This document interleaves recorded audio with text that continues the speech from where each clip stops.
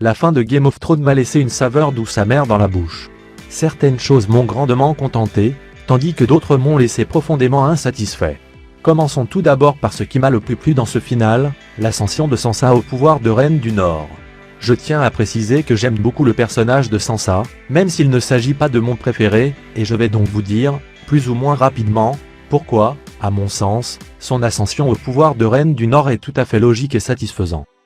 Certes, dans les livres, c'est le personnage de Jain Paul, qui est mis entre les mains de Ramsay, et sauvé par Sion, alias Schling, parce que Jain est censé jouer le rôle d'une fausse Arya Stark, que Tywin Lannister a marié à Ramsay Snow, devenu Bolton par la suite. Mais force est de constater que dans la série, les scénaristes ont décidé de donner ce rôle à Sansa, sans doute pour simplifier le fil narratif et pour éviter d'avoir à ajouter des intrigues supplémentaires, et qu'ils ont réussi à assumer ce choix. Beaucoup de choses peuvent leur être reprochées, comme le fait que Sansa soit considérée comme plus intelligente que tout le monde, du seul fait d'une beauté qui rentre dans les critères de féminité conventionnels, ou le fait qu'Arya se range sans cesse derrière sa sœur et ne semble plus capable de réfléchir par elle-même, mais selon moi, même si les deux points que je viens d'évoquer me dérangent beaucoup, l'accession de Sansa au trône de Reine du Nord ne fait pas partie de ces choses-là. Elle découle des conséquences logiques qu'ont entraîné les choix faits durant les précédentes saisons d'intégrer totalement Sansa dans les intrigues du Nord. C'est un choix qui peut ne pas plaire, je le conçois très bien, mais sa conséquence, qui est l'accession au trône du Nord, est cohérente en soi. Encore une fois, même si beaucoup de choses me dérangent avec le personnage de Sansa dans la série, son couronnement n'en fait pas partie. Pour vous dire, je me suis même levé de mon canapé en criant « The Queen in the Nord » comme un imbécile. Passons maintenant à l'autre chose qui fait débat dans la saison 8, la chose qui fait d'ailleurs bien plus débat que Sansa Reine du Nord, la chose qui a déçu tout le monde et complètement désillusionné les quelques optimistes qui, bizarrement, s'imaginaient que la série allait bien se terminer. J'ai bien évidemment nommé Daenerys Targaryen.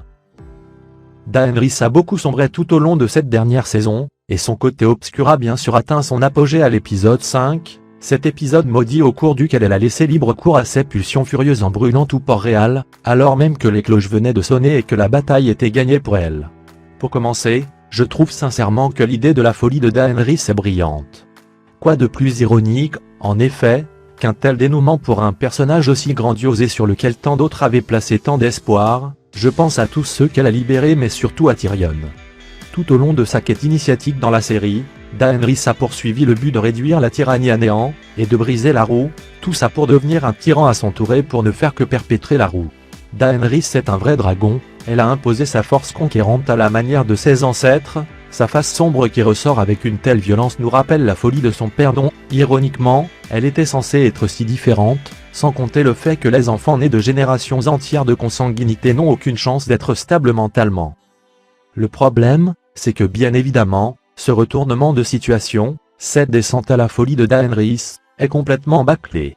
C'est là le principal problème de toutes les intrigues de la saison 8, et l'arc de notre Targaryen préférée ou pas en est la preuve la plus éclatante. Daenerys a certes eu la révélation qu'elle n'était pas l'héritière légitime du trône de fer en fin de saison 7, elle a subi une terrible perte et nous aussi avec la mort de Jorah Mormont à la fin de la longue nuit, elle a aussi perdu sa plus proche amie, confidente et adoratrice lorsque Cersei a fait exécuter Missandei, mais cela, aussi traumatisant soit-il, ne justifie pas l'ampleur qu'a pris sa folie quelques heures de combat plus tard à peine. Si j'avais été Daenerys, je n'aurais pas hésité à foncer sur le donjon rouge et à brûler Cersei et toute sa garde planquée à l'intérieur, mais je n'aurais certainement pas fait sauter toute la ville, y compris les millions d'innocents qu'elle s'était juré de protéger et de libérer du joug de la reine Lannister. La scène de destruction de Port-Réal était spectaculaire. Oui, ça a été un véritable choc, et c'est sûrement ce que les scénaristes ont voulu faire ressortir. Mais justifier cela par la folie de Daenerys, qui se serait éveillée comme ça d'un seul coup? Si l'état intérieur du personnage avait été davantage exploré, et surtout montré sur une période plus étendue, j'y aurais cru. Et quand je parle d'une période plus étendue, j'entends bien là une saison entière, de 10 épisodes, au cours desquels les souffrances de Dany et sa rage auraient monté crescendo, juste sous nos yeux, jusqu'à finir par exploser dans un final grandiose. Daenerys a subi bien des pertes, mais la faire devenir folle, en à peine 5 épisodes, ce n'était pas assez. Certes, elle a déjà fait brûler les Khal, au Doshkalen en fin de saison 6, et les Tarly durant la saison 7. Mais on parle ici d'un bâtiment et d'un groupe de personnes isolées pour la saison 6, et de 2 pauvres gars qui ont refusé de s'agenouiller dans la saison 7. Nous faire passer de ça à une ville entière, qui plus est la capitale des 7 couronnes, et à des millions d'innocents, c'est vaguement compréhensible, mais ce n'est pas assez bien amené. Ce n'est pas assez fluide, ce n'est pas assez développé, ce n'est pas assez profond. Voilà pourquoi la saison 8, et notamment l'écriture du personnage de Daenerys qui se contredit totalement d'un épisode à l'autre, est bâclée. L'idée était grandiose, ironique, presque Game of Thronesque, mais elle a été gâchée parce que les scénaristes étaient trop pressés de mettre un point final à cette extraordinaire saga. Pareil pour, cette fois-ci, la mort de Dany. Jon Snow, ou plutôt Aegon Targaryen, a très souvent été confronté au choix cornélien qu'impose le dilemme entre l'honneur et les passions, entre l'amour et le devoir. Love is the death of duty, but duty can also be the death of love. Le fait que Jon tue cette femme qu'il a aimée et qu'il ait donc fait son choix entre l'amour et le devoir avait aussi beaucoup de potentiel. Nous aurions pu avoir un Jon déchiré par ce dilemme intérieur, engagé dans une réflexion intense et terriblement émouvante, se confiant à d'autres personnages à propos du bon choix à faire, y compris, à la toute fin, à Daenerys, ce qui aurait pu donner lieu à une scène de confrontation, pas forcément plus longue, mais peut-être plus profonde et plus recherchée, entre elle et lui, avant qu'il ne finisse par lui faire savoir sa décision en la tuant. Selon moi, cette idée était vraiment à garder.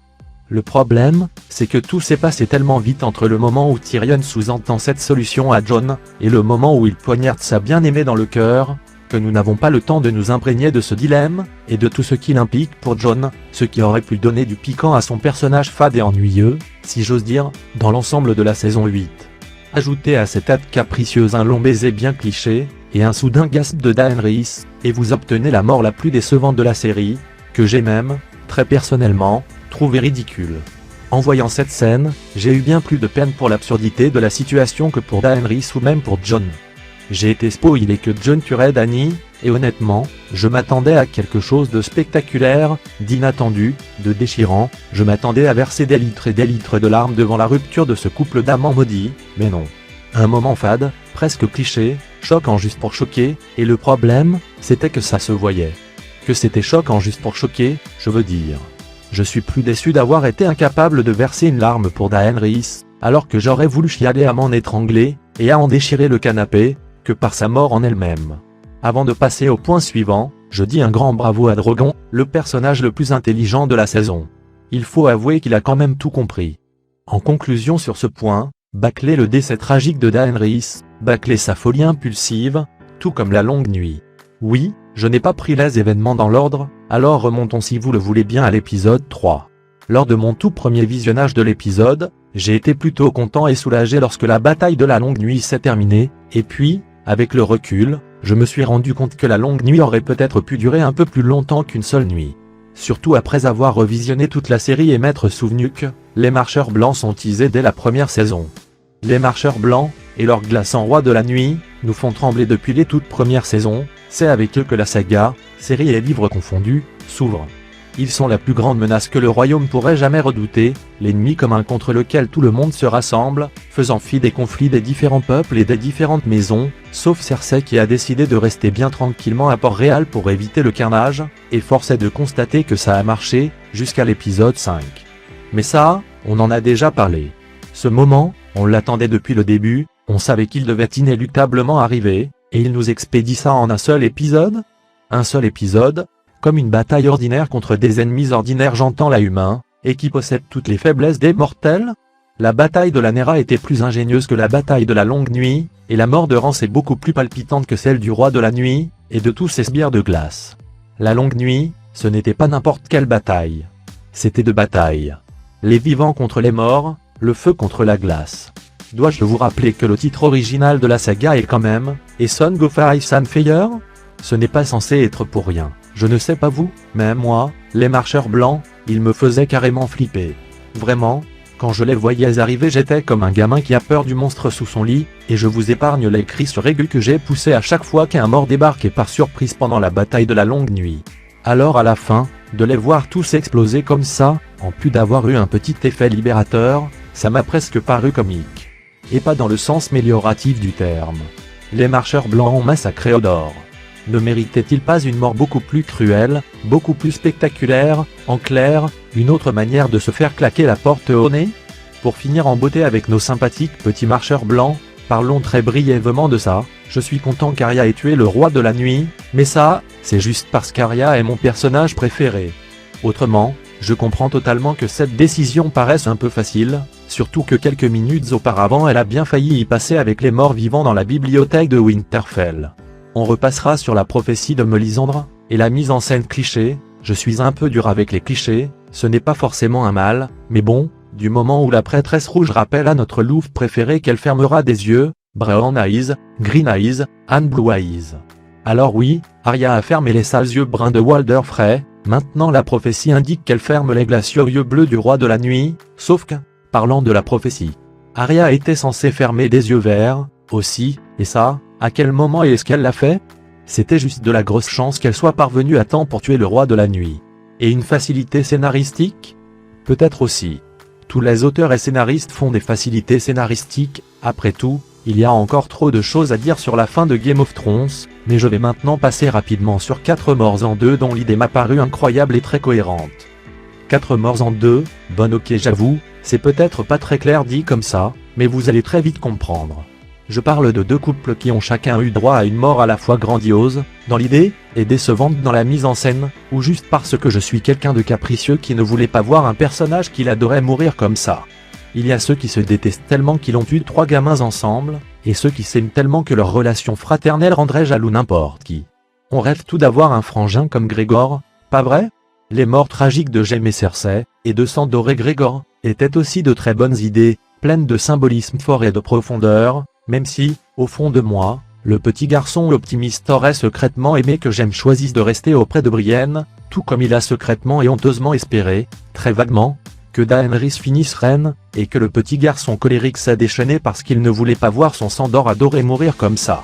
Mais en oubliant un peu ce petit garçon-là et ses caprices, le sacrifice du limier dans sa vengeance face à la montagne était magnifique. Depuis le début, Sandor rêve de tuer son frère à cause de ce qu'il lui a fait quand il était petit, mais n'allez surtout pas lui laisser comprendre que vous connaissez l'histoire, ou vous pourriez le regretter, mais il a très peu de chances de s'en sortir vivant face à un colosse pareil, surtout après ce que Qyburn en a fait, et il le sait parfaitement au moment où se lance dans la bataille. Pourtant, il affronte son destin et son grand frère quand même, et l'ultime bataille entre les deux adelphes qui se détestaient très marquante à mon sens, même si leur mort en elle-même, qui n'est que sous-entendu au moment où il tombe du donjon rouge en train de s'effondrer, l'est un peu moins, aussi spectaculaire soit-elle en termes d'image et de réalisation. Je ne voulais pas que la montagne batte Sandor, je ruais, je pleurais intérieurement au moment où il s'est mis à lui crever les yeux, et où j'ai compris que mon pauvre petit toutou était fichu, mais le limier s'est quand même battu jusqu'au bout, et il a emporté son frère avec lui dans la mort. C'était tout ce que Grégor méritait, il a quand même essayé d'exploser le crâne de Sandor. Sa technique préférée pour achever un ennemi, n'est-ce pas Oberyn? Juste pour venger Oberyn aussi, il méritait de mourir comme ça. Personne ne touche à mon petit Oberyn. Et quand je dis personne je n'inclus pas les sans visage. Mais au fond, il aurait été trop facile que le limier s'en sorte vivant, surtout après une telle chute, et pas son frère. Leur mort a quand même daigné garder cette ironie, et ce tragique Game of Thrones qui nous ont tant fait palpiter tout au long de la série. Même si le côté encore une fois bâclé de ce dernier épisode a un peu atténué toutes les émotions qu'une telle scène aurait sinon pu me procurer. Quant à Jaime et Cersei, on nous a tellement martelé, autant dans les livres que dans la série, qu'il était venu au monde ensemble et ne pouvait que quitter ce monde ensemble, et que ce choix était totalement cohérent. Alors oui, je l'ai déjà dit, j'espérais secrètement que Jaime reste auprès de Brienne, mais au moment où il l'a quitté, je dois reconnaître qu'à la fois je lui en voulais, mais à la fois, je le comprenais totalement. C'était obligé qu'il retourne auprès de sa sœur pour mourir ou, au moins, essayer de l'aider à s'en sortir. Malgré tous les différends qu'ils ont eu au cours des derniers épisodes et tous leurs conflits tout au long de la série, les jumeaux maudits se sont montrés plus soudés et amoureux que jamais dans cette ultime scène. La dernière réplique de Cersei est très marquante, notamment parce que quand on y réfléchit, tout le monde fait ça quand il est paralysé, écrasé par un événement tragique. Tout le monde se met à répéter en boucle la même phrase sans pouvoir s'arrêter. I don't want to die, I don't want to die. Le seul bémol que je mettrais à cette mort-ci, c'est que les adelphes Lannister se sont montrés trop passifs face à leur sort. Ils étaient censés trouver une issue et s'échapper pour aller démarrer une nouvelle vie ailleurs, et dès qu'ils se sont rendus compte que la voie était bloquée, ils ont abandonné. Je conçois que c'est un comportement humain, qu'ils ont pu être dans un soudain état de sidération, mais quand même, ce sont des Lannister. À un moment donné, j'ai vraiment cru que Jem allait essayer d'enlever les pierres de devant l'arche pour leur ouvrir ne serait-ce qu'un tout petit accès, qu'ils allaient essayer d'escalader les débris pour sortir par là et qu'ils seraient finalement tués par le reste de l'éboulement au moment où ils essaieraient de s'en échapper, ou alors qu'ils tomberaient d'épuisement et se laisseraient dépérir une seconde à peine après avoir aperçu la lueur du soleil, mais ils sont restés impuissants et n'ont réussi qu'à se tenir très fort dans les bras en attendant la chute du donjon rouge, et de leur empire. C'était plutôt réaliste, mais on aurait peut-être attendu légèrement plus de réactivité de la part des jumeaux Lannister. Enfin bref, à la fois extraordinaire et étrangement décevant.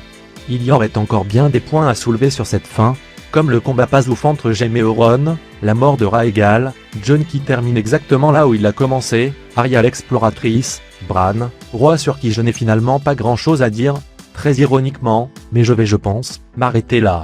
La plus grosse erreur des scénaristes, ça a été de délaisser tout l'aspect humain, artistique et émotionnel de Game of Thrones pour le côté marketing, en privilégiant ce qu'ils croyaient qui donnait son succès à la série, scènes violentes et retournements de situation choquants, alors qu'il était très loin de n'y avoir que ça, ce qui a finalement donné une ultime saison froide, bâclée et au potentiel énorme, mais très clairement gâchée. Signé, Matt Gray.